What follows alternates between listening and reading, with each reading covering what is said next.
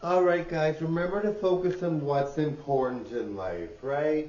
Some stuff people make comments, people say whatever, but that's not important, right? It's your friends, your family, people you date. That's what's important, right? Your fans, of course, too, right? But your true fans, right? And anybody can be your true fan, right? But really, at the end of the day, it really doesn't matter what people say because you're a starlet, right? Some people just say whatever, and to them it doesn't matter because maybe they have a low subscriber count, so they're not doing well, and that sucks. But there's nothing we can do about it, right? I mean, they have to try to make better content or whatever. But I mean, not all that can be controlled, but I mean, I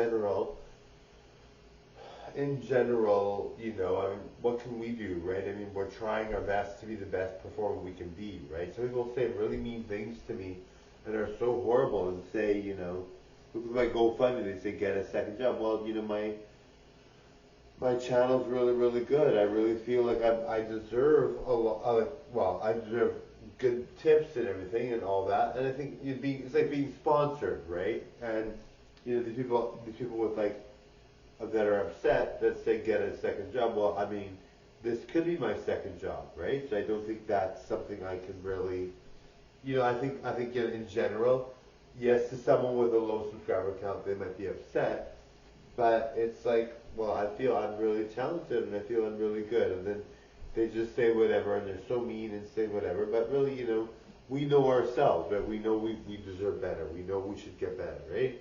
So you know, as long as you're trying your best and really focusing on what you believe is true. Like if you like let's say someone thinks you're really, really good and you're asking for tips or money, right? Then I think that's good, right? I don't think you should not ask for tips or money, right?